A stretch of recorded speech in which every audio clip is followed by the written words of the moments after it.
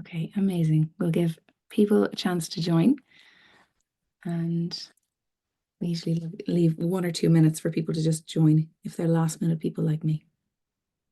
Yeah, definitely. Well, I was just finishing off a bite to eat before I came upstairs for this. So, Great. Well, I'm probably the definition of a last minute person, but I've actually now over the years, I say it to my students, my MSc students, whenever there's the people who panic over the exams, and I'm like, if you're a last minute person who does all your study the night before, so am I, and it never did me any harm. So, I think it's embracing differences in people, and right? exactly, you just gotta, I you had just, to work kind of for 5, 6 weeks leading into exams to pass, whereas I had some mates I was extremely jealous of that would, just a week, maybe a few days leading in, and I, they'd often do I better than am, me. I was the queen of the all-nighter. I would do an all-nighter Yeah. the night before, and then I would go in and do it. And it's what works for you. I think that's the most important thing, right? You find Yeah, out as you get yes, older just kind of people what's going to people kind of get retain you through. information in different ways. Yeah. Okay, cool. We're live. Okay, great. So we've got a Q&A section. So if anyone has any questions, please throw them in the Q&A and we will get to your questions in the end. Since there's quite a few of you have joined already, we shall get started. Welcome to our expert talks, where we do an expert webinar where we feature world-leading experts on their subject matter. And it is with great pleasure that I introduce Dr. Martin Hirsch. So Dr. Martin, you are going to be giving us a run through about what endometriosis is, all of your expertise. You're going to be our go-to for answering some questions, and just a little bit of a background about you. You are a consultant gynecologist and endometriosis specialist at Oxford's John Radcliffe Hospital in the UK, and you are a full-time gynecological surgeon specializing in excision surgery for people with endometriosis. Dr. Martin was awarded postgraduate medical doctorate research degree from Queen Mary University of London and has published widely in the area of endometriosis, including in fertility preservation. So you're in the right place. He has received national recognition awards. It's a huge honor to have you here with us. You've had those awards from the British Society of Gynecological Endoscopy and Health Education England. So I'm really grateful that you've given us your time tonight just to share a little bit of your expertise, knowledge, and we've got quite a bit to get through. And I'm sure there'll be loads of questions at the end. We always have quite a healthy dose of questions at the end.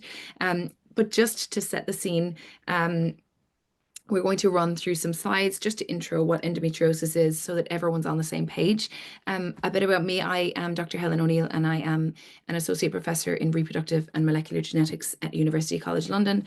And I have been a tenured lecturer for 10 years, lecturing master's students and medical students in reproductive science and women's health. My background is in molecular genetics and pre-implantation genetics of human embryos. And I started Hertility really because I was at the interface of discovery in terms of fertility and also being a woman in my 30s thinking, what if I'm one of these statistics which says 1 in 6 is infertile?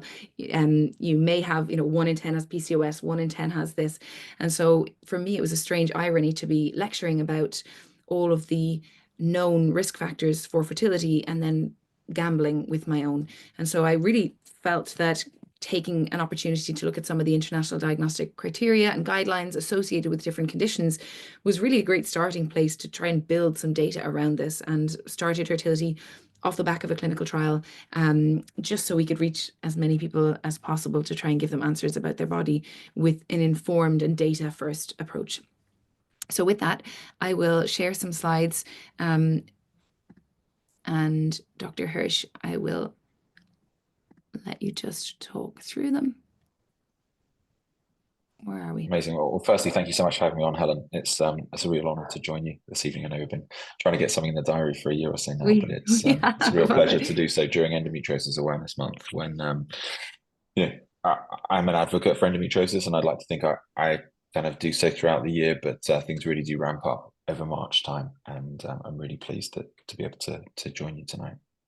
Great. I've just put a little disclaimer here, just that sometimes we get asked really, really detailed medical questions. We have a full suite of clinical services and support afterwards, but this presentation is not really supposed to be for medical advice. It really is intended for educational purposes only. And we have obviously Dr. Hirsch's excellent skills after should you wish to book in with him. Thank you. And while I can't answer personal medical questions, if they are framed in a way where you're just asking advice about certain questions, then I'm certainly able to answer those questions, but I can't necessarily answer them if you're asking about what I should do for you as an individual. So thank you so much for having me on this evening. As Helen kindly mentioned, I'm a consultant gynaecologist based in Oxford. My views and the talk this evening are my own and don't represent my institution. And I do represent the British Society for Gynae Endoscopy as a senior council member for the portfolio looking at international relations and international membership. So we really are trying to grow and share knowledge and share educational tools that we run here through the BSG in the UK with other societies overseas. I'm also a spokesperson for the Royal College of Obstetricians, particularly for their Left Too Long reports, which you may have seen published widely in mainstream media looking at gynae waiting lists. So the QR links at the bottom. The first is one of the most important is just to scan and follow you on socials, just because it's really educational. So my advocacy work is the social media one, and the rest are kind of sorry now. Just skip out. I'm like, let's crack on. We've got a beautiful ovary and some fallopian. I'm used to this because you are used to this. Okay, my great. presentations often have like auto runs. So initially, endometriosis is a reproductive health condition that tends to be is where cells similar to the lining of the womb are found outside of the womb, and common symptoms that people experience are both cyclical and non-cyclical symptoms, principally pain symptoms, but there can be other symptoms like bloating, lethargy, fatigue, pain with intercourse, pain with passing urine, pain with opening bowels. And there is a strong association with fertility. As Helen mentioned, around 50% of those people that struggle to fall pregnant have a diagnosis of endometriosis, and there are multiple factors as to how that interplays that we may get onto later in the questions.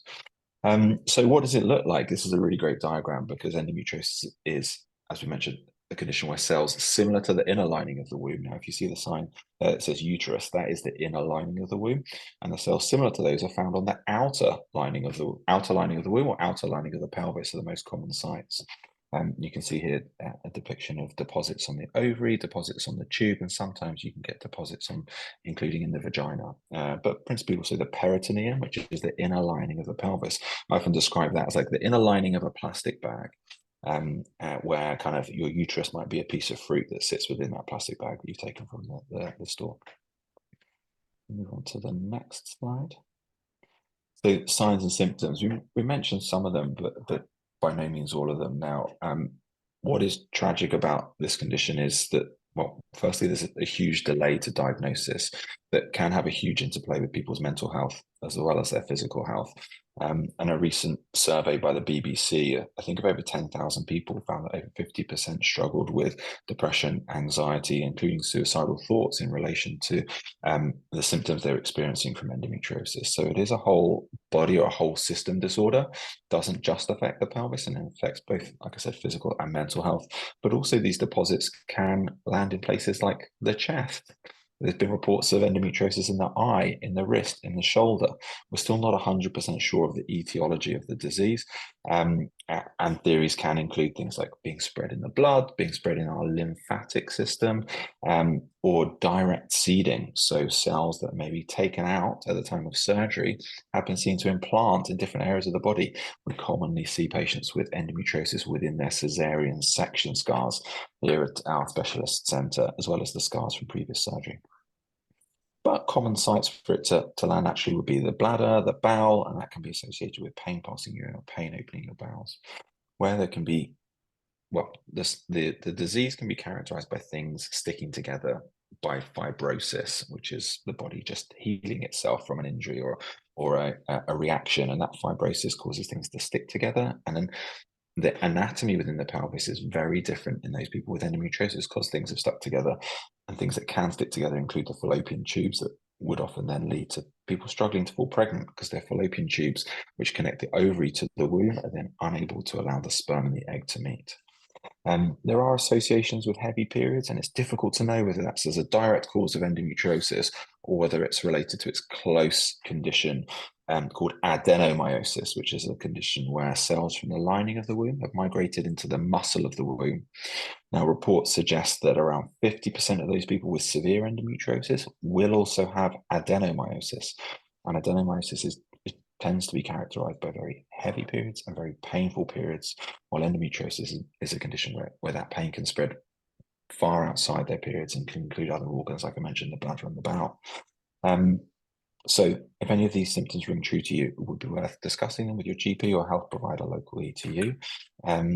Unfortunately, there is challenges forming a diagnosis, and we'll probably get onto that a little bit later, but we have had a historic battle in upskilling clinicians in the UK and clinicians globally to be able to diagnose endometriosis quickly and enable people to access that tailored medical and surgical care that's really important to help prevent the sequelae of the disease.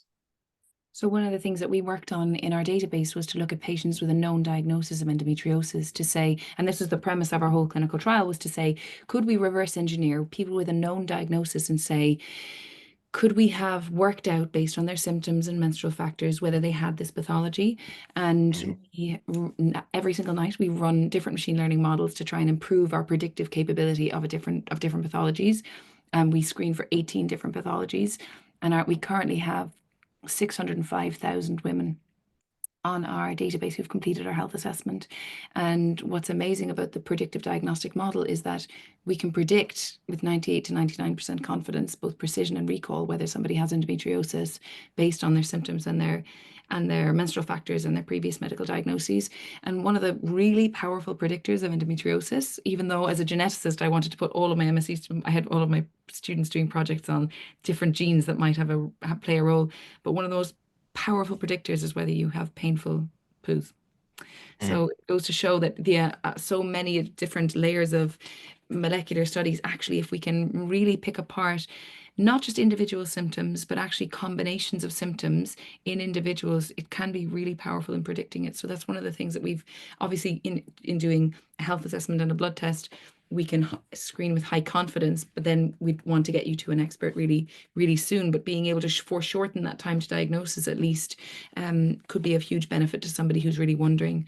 And it means they get much faster to somebody like you, as opposed to, this long, protracted justification of their symptoms to many different providers. That's the power of the data that you're able to collect, where you kind of fuse a diagnostic test with a kind of a science-based model that you have at Hertility, which is fantastic. Exactly, yeah. So I think that, the journey that people go on, and many of the viewers tonight are likely to have kind of gone through part of this journey is tragic to kind of read and speak about, but it is a current reality that I think as clinicians we need to acknowledge before we can then start thinking about how to correct that. We need to acknowledge that there are over 1.5 million people in the country that are affected by it, and it takes up to 8 years for people to get a diagnosis from the onset of symptoms. A third of those people, feel their pain relief is effective, which suggests that 2/3 are still struggling. They're struggling not just during their menstrual cycles, but struggling on a daily basis, both with physical health and mental health. I think it's important that, a recent snapshot from I think it was the Women's Health survey or Women's Health Initiative suggested that 84% of women that had seen a health practitioner had felt dismissed or not listened to at some point related to women's health conditions. So it is something that we need to address them, and we need to address it fast to move on and make sure that we change these stats around. And as we mentioned, over 80% of people, their mental health is affected. So we published a report. We do an annual reproductive health report. Please look out for the next one. It's coming soon. But we have essentially different pillars of the reproductive report. And what we're trying to do is publish our data to show people beyond you and I in the community, or who are constantly reading the new research. And one of the themes is constantly that mental health and menstrual health are inextricably linked. When we looked at all of the global criteria, whether it was from the Royal College, whether it was the American College of Obstetrics and Gynecology, the American Society for Reproductive Medicine, all of them had overlapping but still distinct diagnostic criteria and guidelines, but almost none of them mention the role of mental health and the impact of mental health on each of these reproductive health conditions. And what we saw was that of all of the symptoms that we ask, and as you can imagine, we've been quite extensive in asking as many symptoms as possible to get somebody to a clinical diagnosis, the top rated symptoms time and time again are low mood, anxiety, depression. And it's fascinating that we tend to separate out above and below the belt. Like anything mental health is somebody else's jurisdiction. Anything below the belt, fine, that's in the field of gynecology. But actually treating somebody as a whole entity is really important in addressing that as part of their, truly as part of their struggle. And the other part of piece of data that we pulled apart was to say, if you are experiencing more symptoms, how much more stressed you are. And obviously it's kind of hard, it's a bit of a chicken and an egg. Are you more stressed because you have more symptoms, or do you have more symptoms and they're causing you to be stressed? Which is causing it? Does the stress cause the symptoms, or does the symptoms cause the stress? And undoubtedly it's both. But again, trying to acknowledge that actually there is a way that you can take into account all of this information for an individual and get them to a diagnosis. The strangest thing for me was the first time somebody came up to me and gave me a hug saying, I got a diagnosis. And I thought, I'm so sorry, but she was so happy to have somebody actually say, this is what it is, as opposed to, this is what it might be, trying this, maybe lose some weight, or you could try this, or it's just a period. So even being able to get a diagnosis, admittedly, when we started, it frustrated me incredibly that there's more research on hair loss than there is on endometriosis. But at least, between your work and everything else, we're trying to make steps in the right direction for, unfortunately, what is a lot of ground to be covered for a lot of people who've been ignored.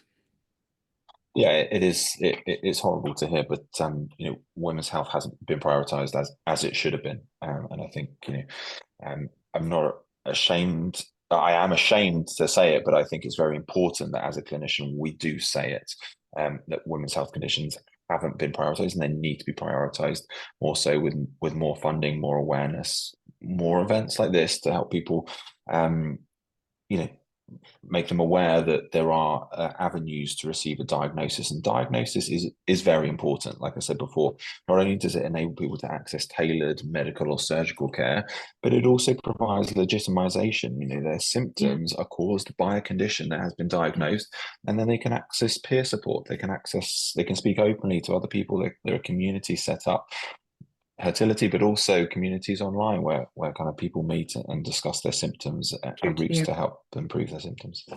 Peer to peer. It's time. It's time. It's time. So one of the biggest questions we get asked is around endometriosis and fertility. And because of the varying degrees of the condition and the different grades and severities, it's kind of a difficult question to ask. So I'd love to just to get a little bit of your thoughts on endometriosis and fertility, and then maybe we can get some of the questions. This underneath here is that somebody might need fertility treatment, they might need medication or surgery. It's a tough one, because even those people with a very small amount of endometriosis in their pelvis have a higher likelihood of needing fertility treatment, even when their fallopian tubes are not blocked. So there are inherent pathways that I think we're still not certain about that prevent people with endometriosis from falling pregnant in the absence of that kind of structural blockage that I mentioned earlier. But I think what's important to note is that when people do go through for fertility treatment, there's no data to suggest that they are disadvantaged for having endometriosis compared to those people without endometriosis. The success rates with IVF are comparable to those age-matched and AMH-matched controls without endometriosis. So I think while it is sad to hear that people with endometriosis are perhaps more likely to need fertility treatment, if they get to the stage of needing fertility treatment, that fertility treatment is likely to be as successful as someone that's their own age and without endometriosis. But and then if I can ask, I guess, sorry, can I ask a question? Sorry.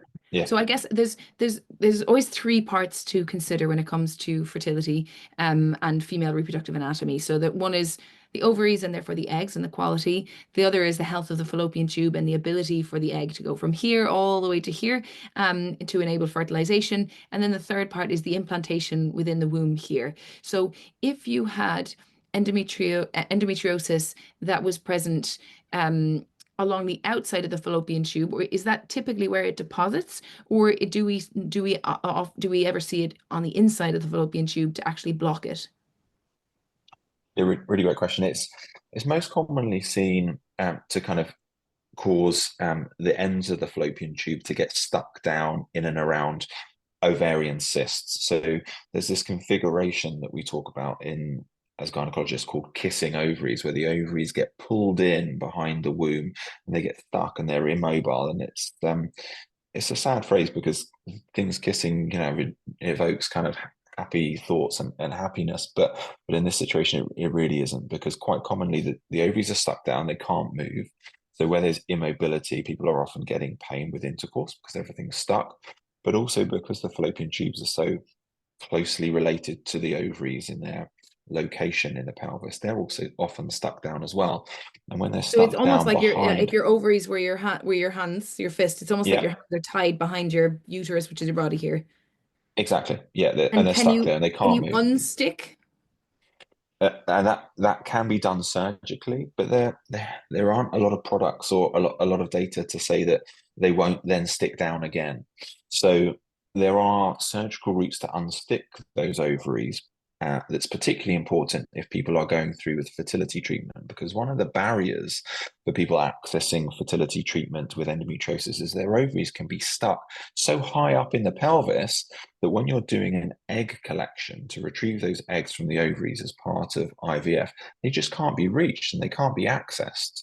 So not only has a person struggled to fall pregnant, but they then see a fertility specialist who says, "Oh, I'm sorry, but we can't actually access your eggs to collect them for your fertility treatment." So then they get filtered down the route of seeing a fertility surgeon specialist that can then free up the ovaries to enable them to be accessed at their future fertility treatment. But surgery has a role for also enhancing natural conception. It doesn't boost fertility or enhance conception excessively. And in fact, fertility treatment or IVF is thought to enhance someone's ability to fall pregnant a lot more so than surgery. But there still is a role for surgery to enhance natural conception. But there isn't thought to be a role for fertility to actually enhance the success of that IVF procedure in the absence of just freeing up those ovaries to make them accessible. And it is a minority of cases where the ovaries are inaccessible, but we still see it, a good 4 or 5 times each year. Okay. And then looking at the ovaries, if you have endometrial tissue on your ovaries, does it affect the quality of the eggs? Does it affect the eggs maturing? Just to try and bring through the different locations that we need to consider in terms of fertility. Yeah, really good question. So it's a bit of a lose-lose situation with ovarian cysts or endometrioma, where cysts grow within the ovaries, because that growth is thought to be toxic to the surrounding ovarian tissue.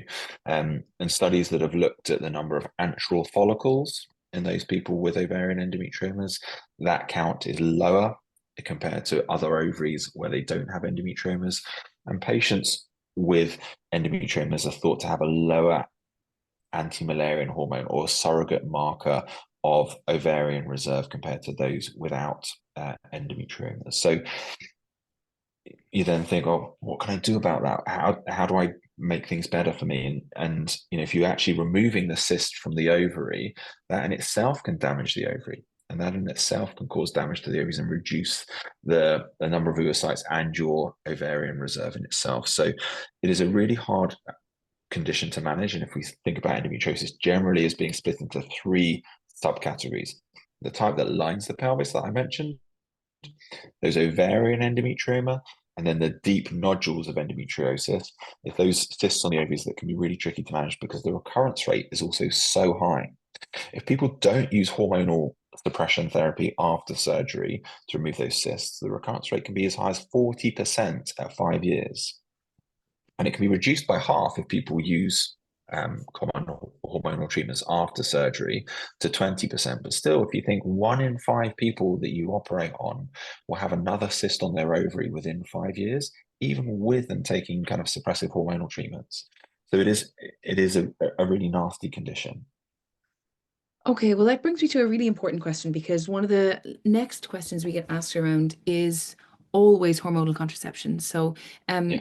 when we look, and we've looked over the last 6 years, we see a significant drop in the number of women who are taking hormonal contraception. Women are abandoning hormonal contraception and opting for choice over their body, opting to monitor and track their cycles. And there's a lot of fear around it. So it's almost become the bad guy. And I always say to people, you should, if you've been put on hormonal contraception as a teenager and you just were put on it because you had irregularity and you're now in your 30s, come off it, see what your body's doing. However, it's a little bit different when you've been put on a hormonal contraception for medical reasons. And it's very difficult to then, I guess, advise people as to understanding their normal menstrual cycle and understanding their body and understanding what they're like off hormonal contraception if they've been put on it. So this is, I guess, there's a fear around coming off it if you've been put on it for symptoms, certainly to do with endometriosis. So if you could just give us a little bit of an explanation on the role of hormonal contraception and why it's important for exactly this reason you just elucidated, potentially avoiding recurrence of endometriomas or anything else, just the hormonal aspect of why it's needed. Of course, and the two kind of common subcategories of hormones that we use are kind of generic hormones that provide a low level dose of either estrogen and progesterone or just progesterone, and then another kind of character of treatment that's hormone blockers that kind of turn off your internal production of hormones at the level of your brain. So both of them work in a similar but different way. And so the initial and common treatment of hormonal contraceptions are to kind of provide a low level dose to try and turn off hormonal production at the level of the ovary and to suppress ovulation. And they're generally very effective. And that's how they tend to prevent pregnancy, by stopping you from releasing an egg. Now, it is thought that endometriosis is a hormone-mediated disease. So it's a disease that responds to estrogen and grows and proliferates with estrogen production, and estrogen is principally produced by the growing and developing follicle. That someone who's menstruating on a monthly basis will produce a follicle each month and release an egg each month, with soaring levels of estrogen each month that can stimulate and promote the growth of endometriosis. Now, the role of these common contraceptives is to try and prevent ovulation, prevent the fluctuations in hormones, prevent the stimulation of endometriosis. And that's with progesterone, that's for the POP. Exactly, POP or only, combined right? contraceptive or Yeah. combined contraceptive pill, to try and switch off ovulation, to try to maintain a kind of a stasis or a kind of a non-stimulated and non-fluctuating level of hormones that then prevents the symptoms of endometriosis that are pain. Now, we have very little data to know whether these hormonal treatments cause the disease to progress or regress, but as clinicians, one of our primary focus is on the symptoms that people are experiencing as a result of the disease that they're suffering with. And so our primary goal is to try to improve the symptoms that you've come to see us with. And so that then leads me on to thinking about the next level of hormonal treatments. And the contraceptives, like I mentioned, the POP or the combined pill, generally considered as first-line hormonal treatments. And then second-line hormonal treatments are more invasive. They tend to be medical menopause agents. So they're either injections or the newer release of the tablet-based menopause medicines, relugolix or Ryeco, where there was a recent release in the news late last week, I think, that NICE had approved this treatment for patients with endometriosis. And what it does is the injections cause a stimulation of the brain such that the brain no longer responds to stimulus from the ovaries. And so it doesn't produce any of the gonadotrophin hormones. So they don't then stimulate the ovaries. So the ovaries then don't go on to produce estrogen, and therefore there are no follicles that are produced. So they are, reasonably invasive medicines because they bring on a medical menopause that does carry with it side effects and does carry with it risks. You need to discuss those with your healthcare provider. But it's important to note that hormonal treatments have been shown to be effective for treating the symptoms of endometriosis. And if the symptoms are your priority, then it could be something you'd want to consider. Okay.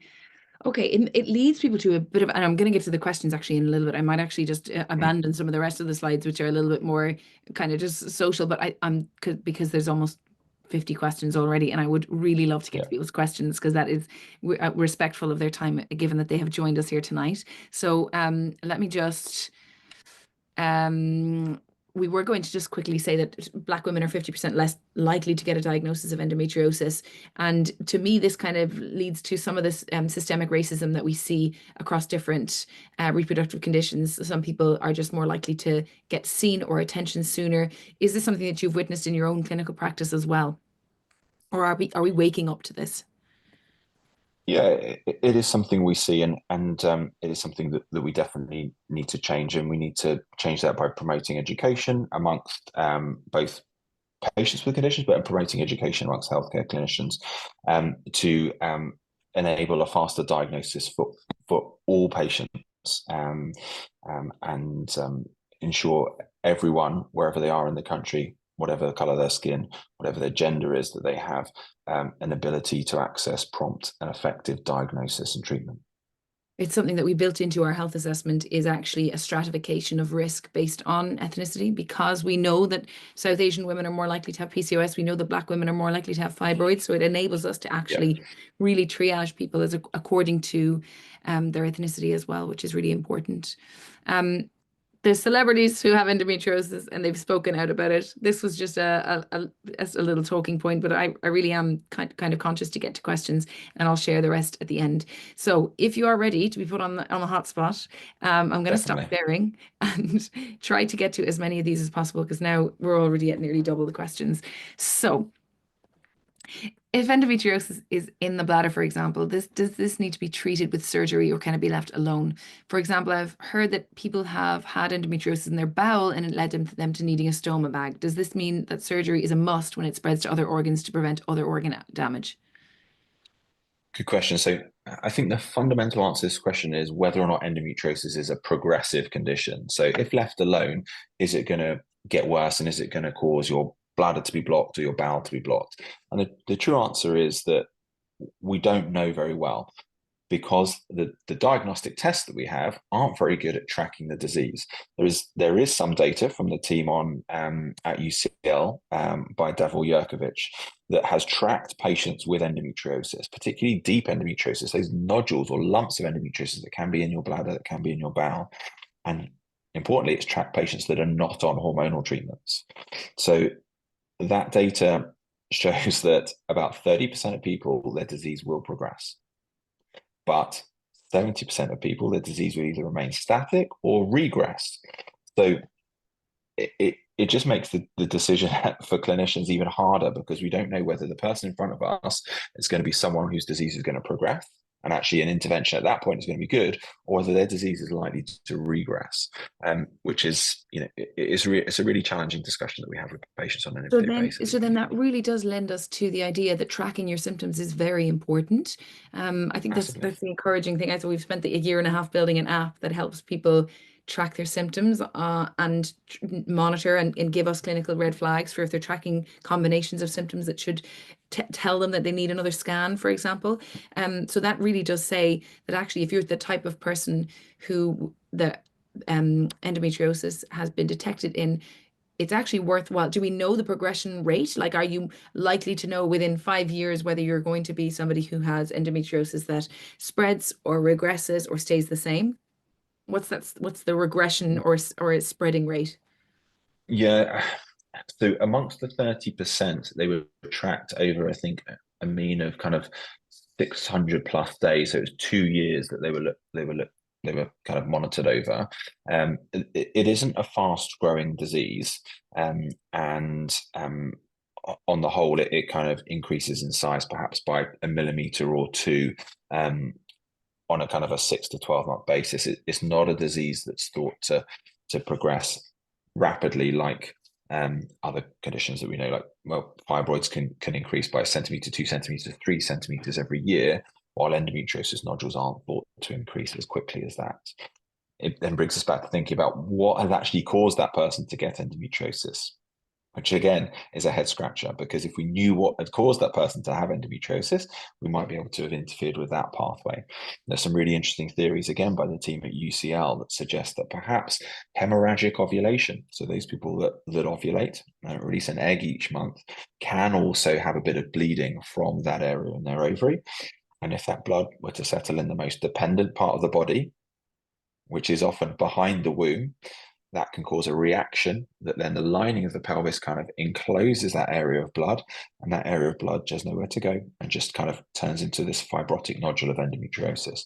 So it really is some fascinating data produced by Lizzie Bean and Davor Jerkovic at UCL that has tracked patients that have had hemorrhagic ovulation, with I think over 50% of those going on to develop deep or severe endometriosis.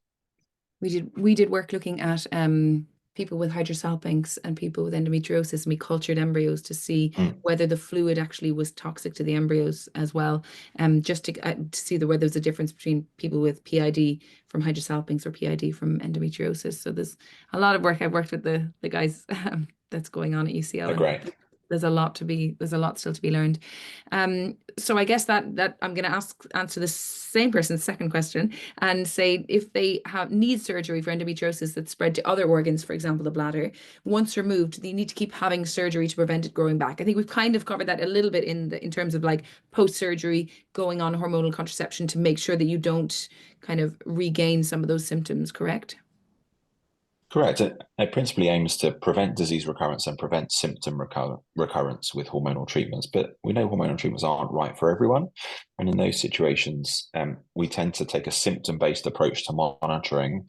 And we don't always routinely perform regular surgeries or regular scans to check up on people. But where their symptoms are returning, we then tend to use that as a gauge for when to investigate further. Okay. So one of the questions is, what's your opinion on tranexamic acid? So tranexamic acid is scratching my brain here from my basic science studies, is an anti-fibrinolytic medicine, which in layman's terms means a medicine that stops bleeding or prevents people from bleeding too heavily. So it is a common medicine for people with heavy periods. It is not a hormone-based medicine, and it's often the first medicine that I recommend for people with heavy periods or heavy bleeding. And it's taken 3 times a day for 4 days of the month, and I tend to recommend starting it maybe the day before their period so that it can build up in their system and hopefully be having a really good effect by the time someone's period starts. And I see it working really, really well for people. Okay, great. If endometriosis is strongly suspected, most symptoms but no laparoscopy, what types of exams can you ask for on the NHS to check your fertility status? Good question. So fertility status is really tricky because there aren't They that won't test your many. AMH. No, there aren't that many publicly available tests that are going to say, yes, I can fall pregnant, or no, I can't fall pregnant, which is one of the biggest challenges and one of the commonest questions that I have asked me. Someone comes in and says, I've got endometriosis, will I be able to fall pregnant? And I just say, I can't answer that question. You don't know until someone's starting to try to fall pregnant, unless there are other things like blocked and swollen fallopian tubes. In those circumstances, it is unlikely that someone will be able to fall pregnant naturally if both tubes are blocked and swollen. And it's important to remember that the majority of people with endometriosis will still fall pregnant naturally, but they have a higher likelihood of needing fertility treatment compared to someone without endometriosis.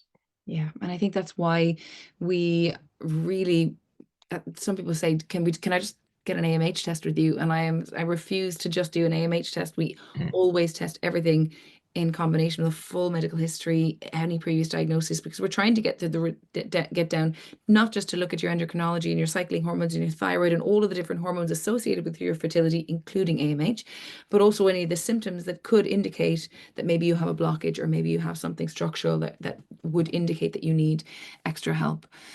Can having severe endometriosis cause bladder pain, even if there's no endometriosis on the actual bladder? Yeah, again, a great question. And that's kind of, we do commonly see this. We commonly see people with bladder pain or bowel pain with severe endometriosis, but perhaps where their disease isn't co-located in that area. And the explanation I tend to give people is that endometriosis is an inflammatory condition. So there's greater association of inflammatory cytokines within people's pelvis with endometriosis compared to without. And that those inflammatory markers can cause stimulation and irritation of all the organs around them. So if you've got a really angry kind of area of endometriosis within your bowel, that can then cause irritation and cause pain experienced in people's bladder. And that condition is commonly called visceral hypersensitivity. So where one organ is stimulated, it can cause pain symptoms in other organs in and around the pelvis. We commonly see it with conditions like adenomyosis within the womb. People will then get bladder-based symptoms or bowel-based symptoms as a result of this large kind of enlarged uterus that is constantly getting stimulated, and those cells that are in the muscle of the womb have nowhere to go because they're trapped in the muscle being stimulated each month. Okay, I'm going to ask some of these questions here because I think they need to be heard. Somebody has said, I have stage 4 endo. My bowel and uterus are fused together along with endo being on other organs. I've been told I can't get pregnant naturally and both of my fallopian tubes are completely blocked. I've been trying to get diagnosed since 14. I'm 28 now and only just found this out. There aren't many options for me now, fertility-wise. There are, but I would really like some pointers on how to get my gyno or endo specialist and my fertility doctor to listen to me and take me seriously. I'm really sorry that they're not. I'm desperate to be heard and taken seriously. I've cried to them, been really assertive, brought people with me to help, written questions down and asked to see other specialists. I really feel like every appointment I get told more bad news, get no answers, and that I have to wait months for a follow-up where I'm met with the same thing. Are there any factors that could encourage them to take me seriously or treat me with care? Change the people you're with. I'm just devastated reading that. It makes me angry for you. What do you advise? To me, I think you should still be able to just go ahead with fertility treatment and freeze your eggs so that you can at least fertilize them and then have them transferred at another stage, especially at 28, which you should be in good, you should be okay, irrespective of your fallopian tubes being blocked. Your ovaries might be all right. And therefore your eggs. Martin, what have you got to say? Yeah, again, I'm sorry for kind of what you've been through. I wouldn't want that for anyone. It's certainly not the approach I take to care, and I think we need to be open and honest and enabling people to access the care that they need. And what I always say to people is, even if I can't directly help you with the symptoms you've got, I can make a commitment to you that I will try and find someone that can. So I'm sorry that you haven't felt listened to or haven't felt heard. And so for people with, say, blocked and swollen fallopian tubes that are going down a fertility route, a treatment option that's commonly recommended is either removing those fallopian tubes, clipping them, and in rare circumstances, doing surgery on those fallopian tubes to try and open them up. With IVF treatment, which is commonly indicated where people have blocked, swollen or blocked tubes, if the tubes are swollen and contain that fluid, like Helen mentioned a minute ago, that fluid can be toxic to the embryo that gets put back inside someone's womb. So it is common that you'd have a recommendation to remove those fallopian tubes to prevent that toxic fluid from impacting someone's ability to fall pregnant with an embryo that gets put back in through IVF. Now that can either be removing those fallopian tubes, or clipping them, placing small clips on the area where the tubes meet the womb to prevent that fluid from coming back into the womb when an embryo is put back in. So there are options available. I'm sorry you don't feel like, or you haven't had joined up care.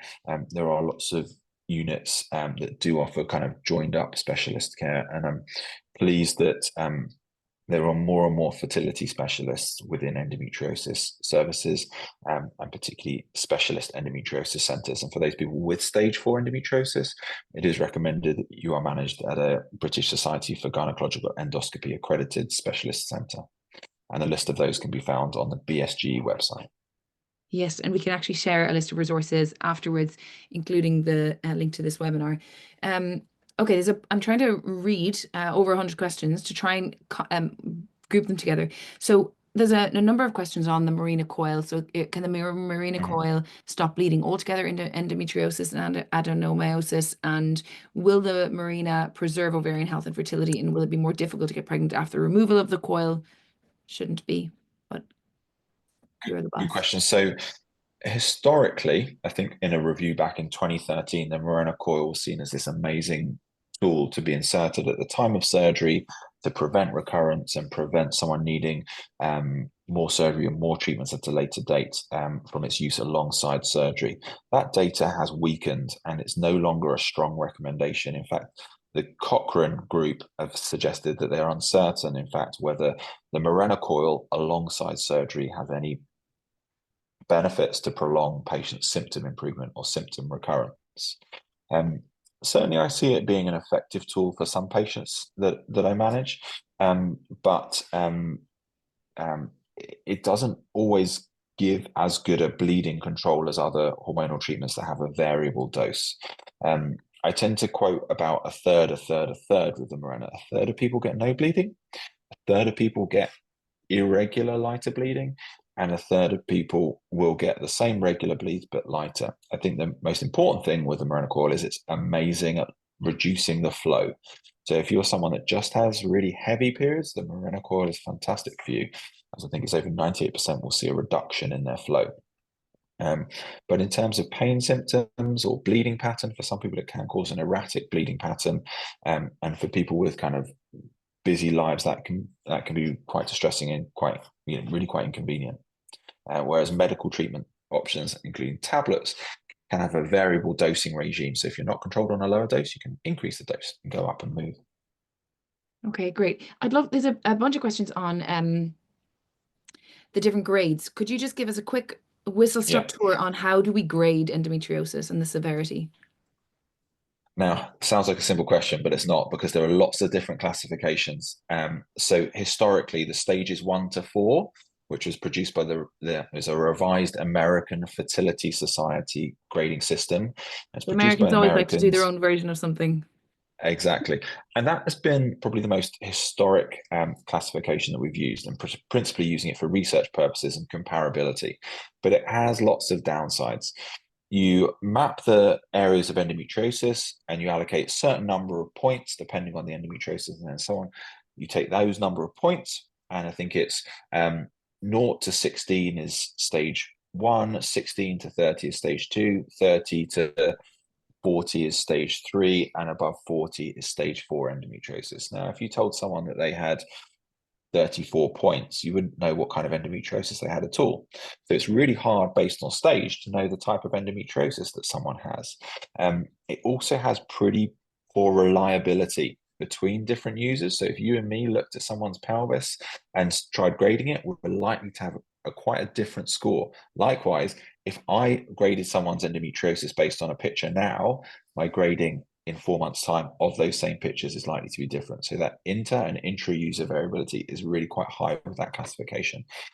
It's a classification that's still used for research purposes, but it's becoming less common in clinical practice to describe people as having stage 1, 2, 3, and 4, because it doesn't tell me as a clinician what kind of endometriosis someone has, and therefore what kind of different treatments might be available to them.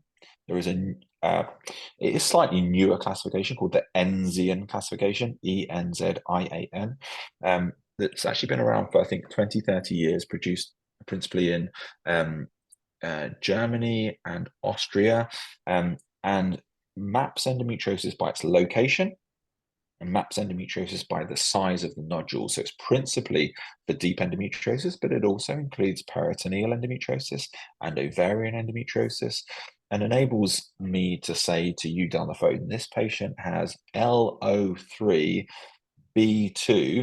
And for people that know the classification, they'd say, oh, I know exactly where their endometriosis is.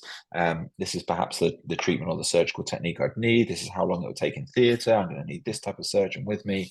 And they can make better preparations based on this surgical classification of deep endometriosis. So I would say historic classifications have been 1 to 4 based on volume of disease leading to numbers, but a more modern classification that surgeons are using is called Enzian. And they're all readily available, and there are some really fantastic and beautiful pictorial representations of the Enzian classification if anyone wants to Google it. Okay, great. I mean, probably unhelpful if they can't find it somewhere for a patient's perspective, but it's actually kind of amazing to see that. To me, it does baffle me. Like, how do you begin to grade something that you can't actually see everywhere. So if you're looking in the abdomen and it's in somebody's diaphragm, how do you locate it? Is it through an MRI?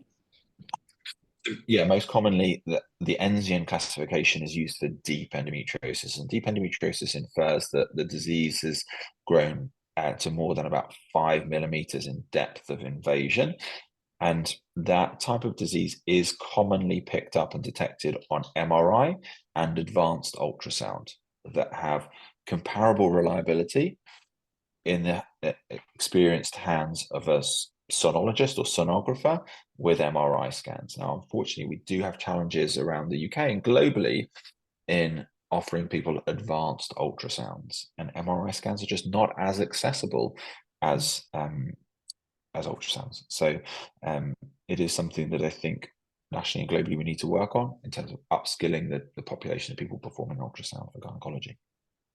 Or to use train AI to, in an unbiased way, read scans, which is one Yeah, of the projects we're working on now, yeah, is to say how well can we predict something in a scan so that actually it could be done automatically, not to remove the specialist, but to say yeah, of that course. nothing would be missed and Yeah, to standardize that reading, and just to automate it a little bit so that you don't get that interoperative variability.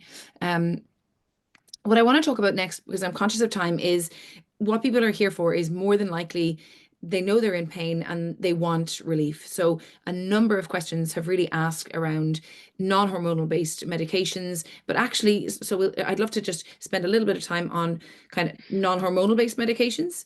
And then yeah, a lot of people have asked whether or not they should be taking hormonal based contraception to prevent further damage. So if they currently have a diagnosis, is this something that's going to be a little bit preventative or protective?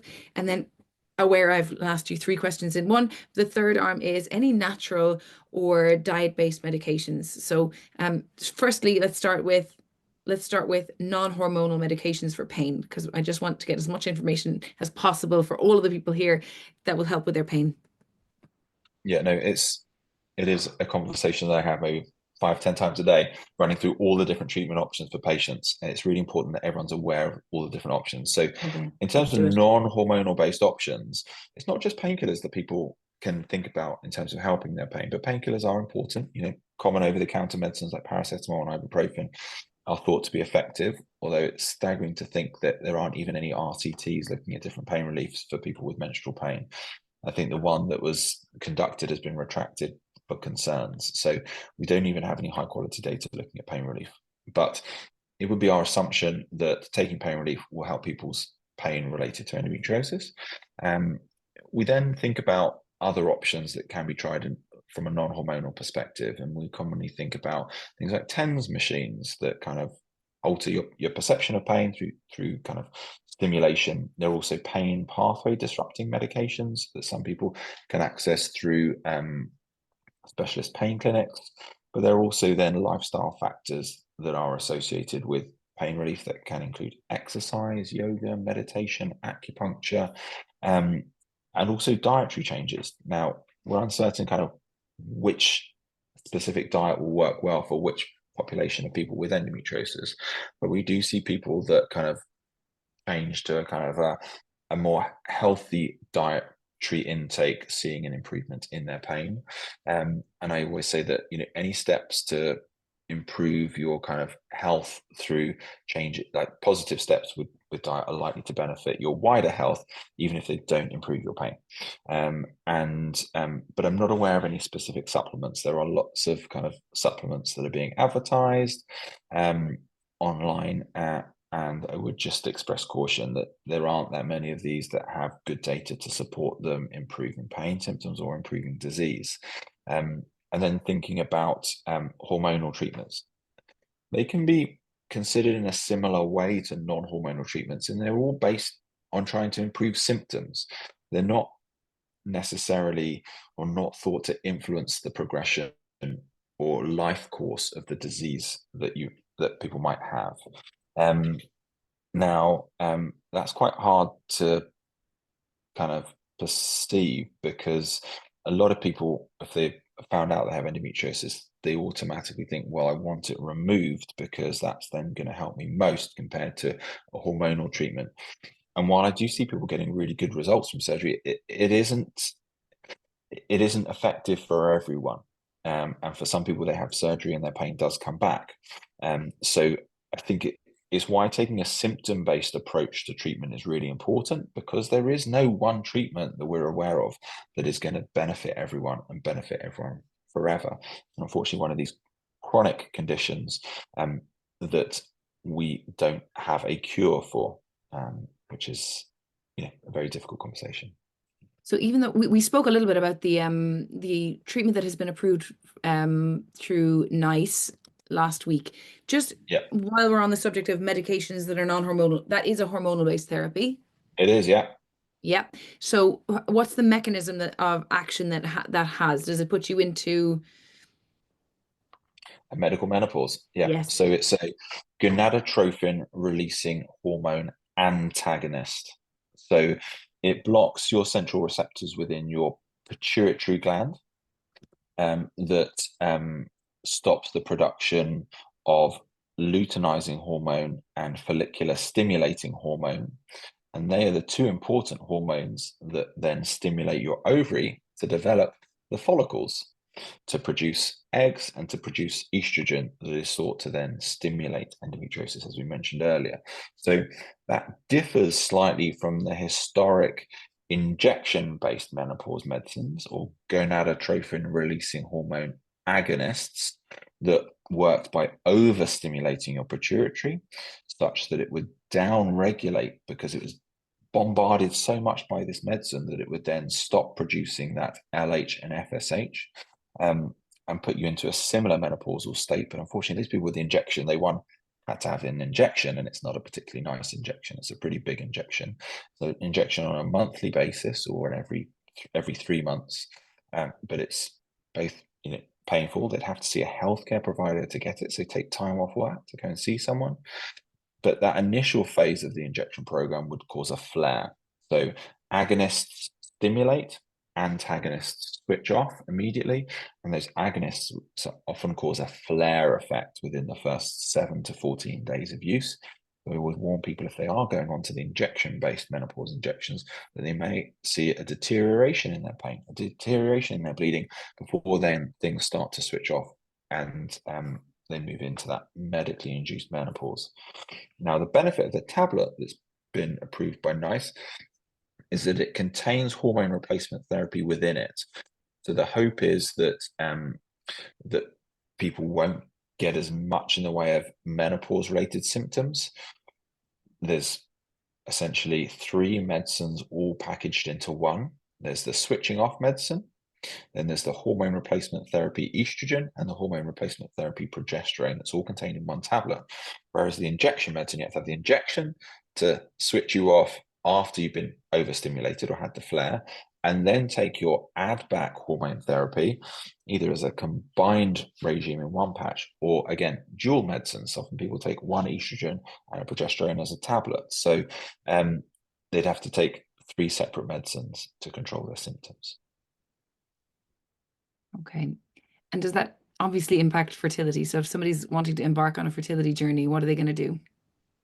So no hormonal treatments are recommended for those people that want to fall pregnant, because even though not all of them are licensed contraceptives, they all tend to switch off ovulation. And that's generally the mechanism of action, that they try to switch off ovulation, try to stop bleeding. And we kind of have this proxy that if you're not bleeding vaginally, that's a good suggestion that the lining of the womb on the inside has been stabilized and it isn't being stimulated and then coming away. And those similar cells and endometriosis cells inside the pelvis are not being stimulated and then shedding. So they're in this kind of area of stability that then tends to correspond well with quite good pain control or good symptom relief. And then to ask one of the questions that is very controversial, but there is, I guess, anecdotal evidence at least to suggest, which is a lot of people get very annoyed when they're told just to have a baby. And we know that getting pregnant actually can improve certain autoimmune conditions. It can Yeah. put some people into remission for certain conditions. And it's been one of the go-to, I guess, solutions is like if you previously horrifically were told to just have a hysterectomy or have a baby. In your clinical treatment and in your clinical experience, do you see that there is any association with kind of reduction of symptoms post-pregnancy? Um, So one would say that the pregnancy state is often a low estrogen state, the breastfeeding state is often a low estrogen state, and yes, symptoms are improved.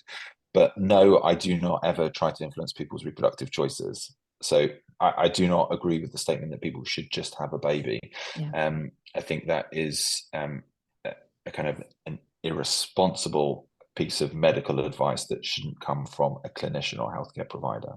Having a baby is person's individual choice that needs to be done at the right time for them, and shouldn't, well, they should be able to take into account their perhaps reproductive conditions that they suffer with to make that choice for themselves. Mm. But I feel strongly against trying to influence someone's reproductive choices. Yeah, it can be frustrating if they're trying as well. Um, Yeah. okay, I am going to try because I'm conscious of not taking your time, but I'm also conscious that there are questions, physically too many questions for us to get to through, even if we did a quick fire round. And I'm so grateful for everyone's questions. And I always say, if you're willing to do part two with us, I would love to. Maybe Yeah. it's that we need the Dr. Hirsch series, where we go through and we just go in depth on some of these themes, like start with Yeah. non-hormonal medication. We'll do a whole one on treatments and medication. We'll do a whole one on diagnosis and surgery, because I just feel like this is such an unmet um, community of people that are just in need. And frankly, the current state of health really annoys me. It annoyed me enough to start Hertility to try and get people to a diagnosis sooner. But just to do a quick fire round on some of the main themes that I have tried to summarize here are around surgery. Does surgery, such as excision or ovarian cyst removal, improve fertility outcomes for those with endometriosis? Yes, natural conception is improved with removal of endometriosis and endometriosis cysts. The downside to that is removing cysts from the ovaries can reduce the overall function of your ovaries. So if you've had an AMH test, it is likely to be lower after ovarian surgery, and that can then have an impact on the number of eggs that are retrieved if you need in the future fertility treatment. So the double-edged sword, yes, it can improve natural conception, but it can also impact or impair success with fertility treatment in the future. Then what are the best available options for diagnosing endometriosis without surgery? You can start with a fertility test to screen for it. I can show you our diagnostic Fertility test model. is an option. There are advanced ultrasound and MRI scans are the best for detecting deep and ovarian endometriosis. There are emerging trends to be able to diagnose superficial or that peritoneal endometriosis with ultrasound. But peritoneal or superficial endometriosis tends to only be confirmed confirmed at the time of laparoscopy.